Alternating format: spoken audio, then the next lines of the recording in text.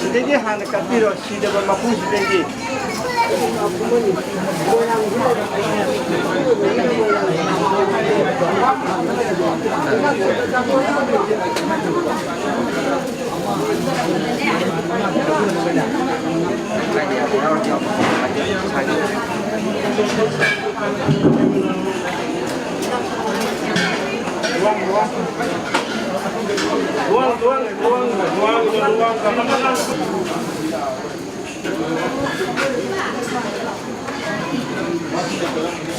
Nah, ini isi bunga na biasa di. Kali jadi risiko. Kok kembali kan? Ruang itu sudah Kasih beberapa forum sampai kita di mana mulai ini esok parlamen jadi kita lepas dapat pergi forum dah segi baru dari ini saya cari ye alhamdulillah saya cari ye adalah ye di Thailand dan di sini sesuatu Jadi juga Malaysia sih yang terus cerita.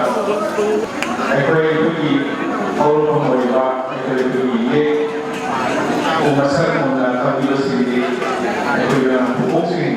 Saya dari saya dari mereka, ekor itu terbiu. Jadi masih benar orang benar juga. Mesti kan ada si dua mampu kurang dua mampu yang ada di sebelah kita tapi oleh saya bagi tempo di hari pas tempo mesti berapa nasi berapa saya kira kita lagi kalau kita mau Jadi sebenarnya berkaitan dengan orang itu menjadi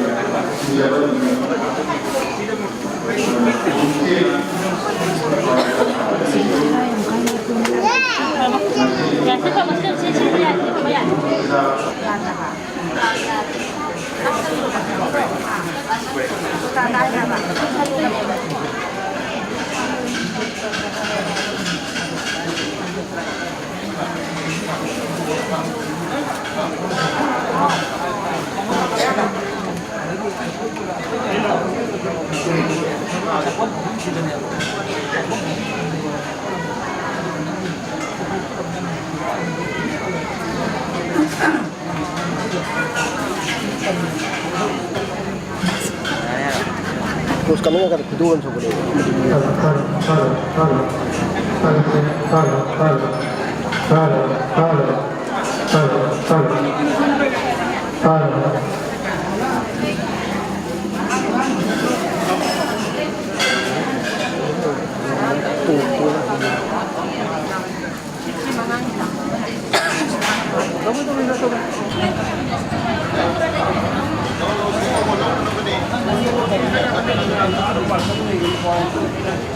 ada bunyi ada benar ada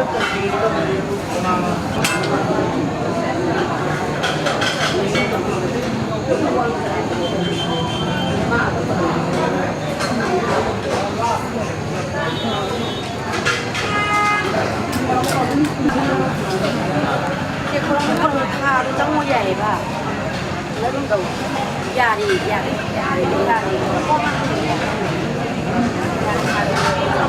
uangnya jadi sepertinya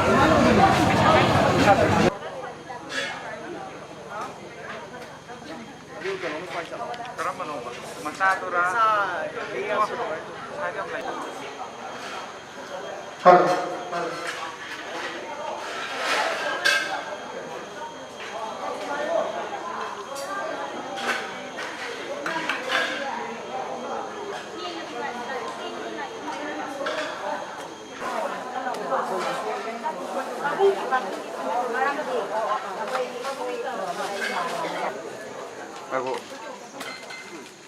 kontak terus.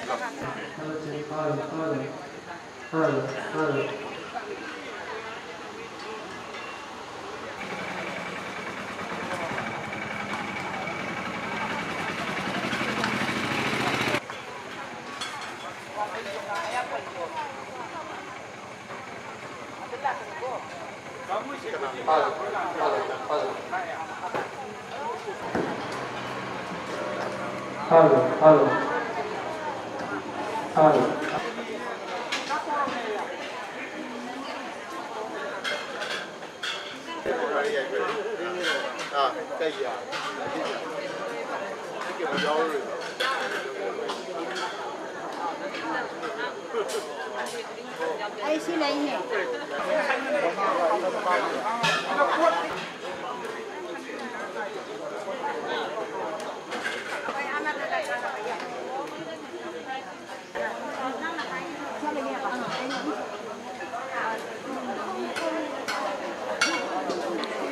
Lambat cara tambah sida tuan-tuanda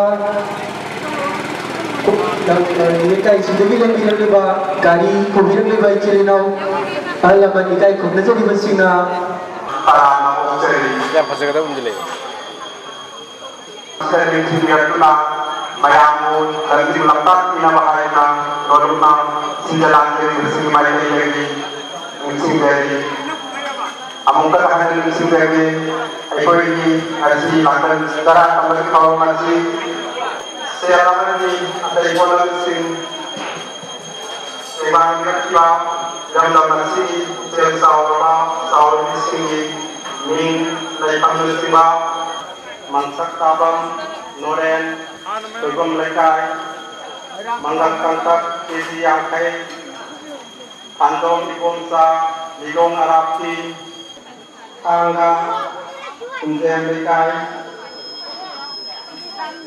Kisi Yangkay, Wina dan Lepas Sahum, O Kelada, Kurai Satu Lekay, Lepas Samana, Dan Kuma, Amaiban, Tampung, Langgeng Lekay, Bagi, ako masila Langgeng Tara, kembali kalau masila Yeki, Foksing di Mamanda, nanti lambat, ikan ni Haidana, Arke, Unasandra, Tagombang, Borok Kedi Manga, Laiton Maitay, Tumingom Lera, Lupali Sing Tara, Soram Ibohang Maitay, Kakinambang Lekay, Lupali Sing Ama, Nam Roden Maitay, Sumoyam Lekay, Lupali Sing Ani, Minim Sabang Mungbi, Kanon Lera, Sumingom Lera, Lupali Sing Ama, Yumna Romola, Elangom Lekay, Lupali Sing Ani, Sirimati, Mentau Bilaima, Kay Ampak, Laimadam Lekay, Lupal Samana, El Menta Devi, Tagombang, Tera Akam Lekay, Lupal Samana, Nga Maka, Sanam, Mapap, Bensa, Tera, Pasani, Pangdam, Sanjit Kumar, Sum, Anu Kejiyangkay, Dari Kundarani, Panakapati, Kundar Mempore, Autin Nama, Singarong Bagya, Kurai Anjang Lekay, Petrol Terkung, Panggang Yaki, Autin Nama, Singarong, Bersianda, Inoko, Kupasama, Yantem, Amala Lima, Kuman, Kupadi Singama, Umari Pangla, Kuya, Pangilani. Kau macam mana nama?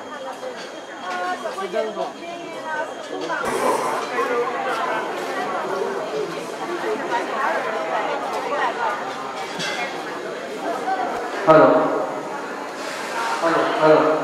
halo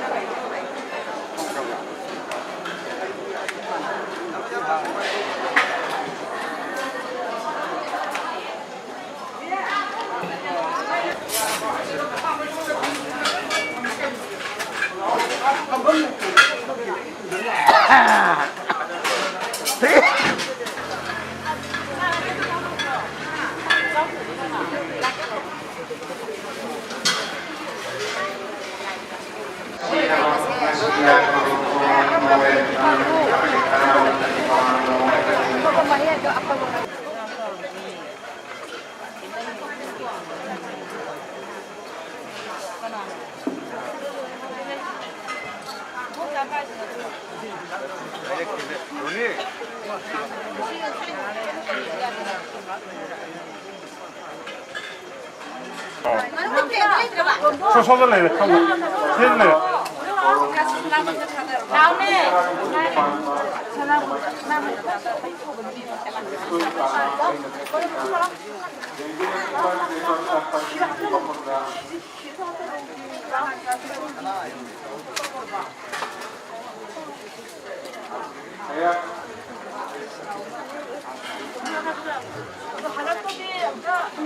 그냥 끌러 토스 거드가. 빨리 가야. 한다가 관계계들이 골라봐야 살로. masjid awang hamba makam masjid siyaduna samdariba makam masjid makam masjid lakiraga ahan bada idaba mabru haina udo mamruda akanda mamayin nong kayong sulba nongda masjid udo mawai saraba haiba udo sidayda katiraga Jadi matuk dari di saya ini sendiri saya ini benar jadi harus sebenarnya 사업 끊어 뽑기야 로이. 화자 맞는 사람 끊어 뽑기. Jadi aku ini lainnya berbalai sambil bahkan berbalai kota ini ꯑꯩꯈꯣꯏꯒꯤ ꯍꯧꯔꯛꯐꯝ ꯑꯣꯏꯕ ꯑꯩꯈꯣꯏꯒꯤ ꯃꯁꯛ ꯈꯪꯅ ꯊꯝꯂꯤꯕꯁꯤꯡꯗꯤ ꯑꯩꯈꯣꯏꯅ ꯕꯣꯕꯣꯛꯁꯤꯡ ꯑꯩꯈꯣꯏꯅ ꯂꯥꯏꯔꯤꯛ ꯊꯥꯗꯨꯅ ꯊꯝꯖꯔꯤꯕ ꯍꯦꯛ ꯁꯥꯔꯣꯡꯐꯝꯒꯤ ꯁꯤꯗꯩꯁꯤꯗ ꯑꯩꯈꯣꯏꯒꯤ ꯍꯦꯛ ꯁꯂꯥꯏꯔꯣꯟ ꯍꯥꯏꯗꯅ ꯂꯥꯏꯔꯤꯛ ꯑꯃ ꯂꯩꯕꯅꯤ ꯃꯗꯨꯒꯤ ꯂꯥꯏꯔꯤꯛꯇꯨꯗꯩꯗ ꯑꯩꯈꯣꯏꯅ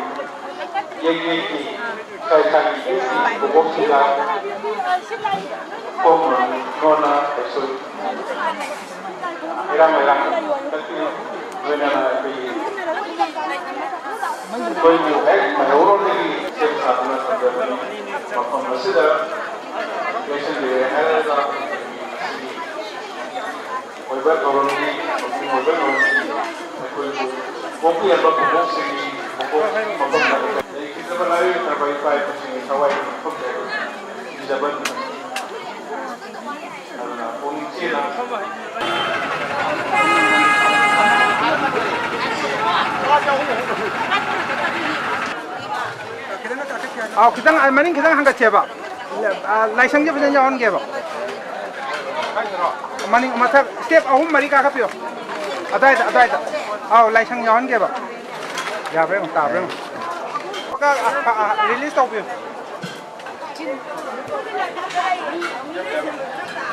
adai kitang hai don bio mi do samla kin Mereka asli Penggerak adalah pemberi orang pemberi bagi saya memanda bagi penggalan kita yang kita memiliki kuliah ini.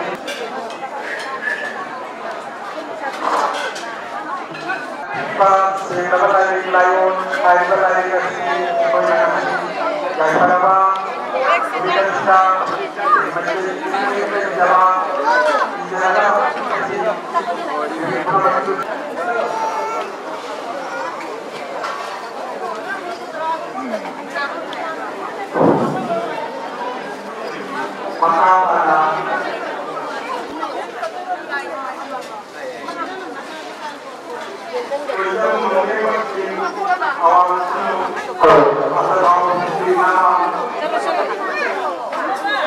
Penting menjadi sumur airline sumur simenong mangong rekon pasamanga lihat lebih ribu bersama dengan lupa Singapura. Ang hindi mo kita mga pasangan mga taong lekay pa din mga data GS yung pala GS po pa sa mga pagtuwang ibuhan GS po pa sa mga data yung gamay na pungin.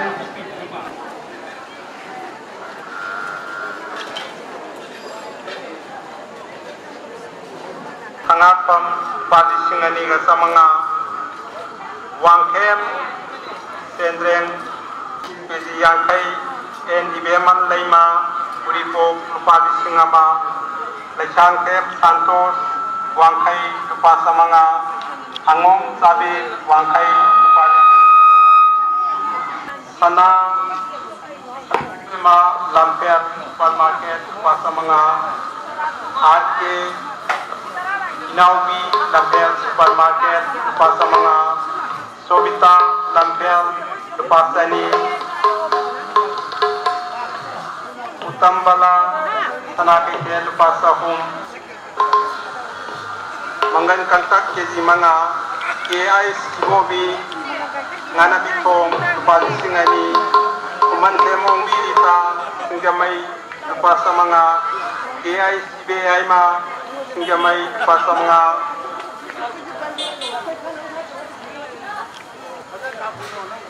Tomba Sangombal Palisi na magasama Aidem Gomati Ahato Mamang Mangan Kilo Ani Nabali Numaybong Tupan Samari Ineng Mambipin Winam Lekay Palisi Ngama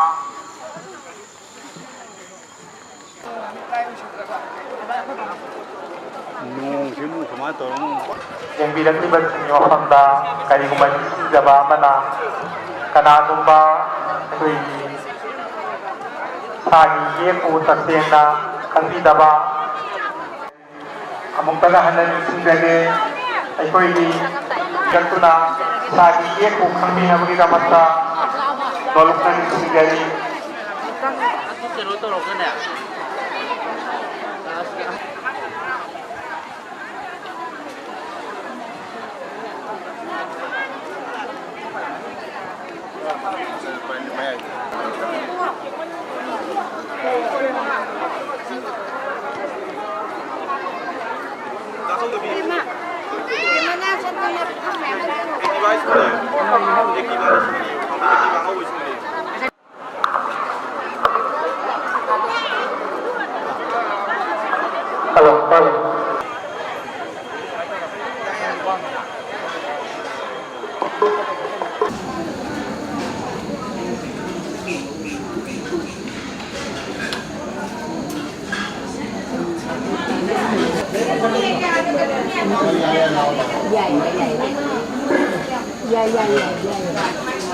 Vang lung di suka pi bayar ipang iya kita suka bayar. Ipang suka ini.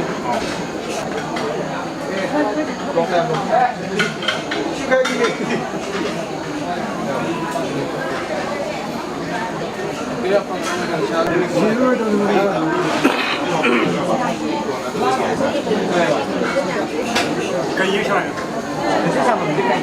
Angkat sama.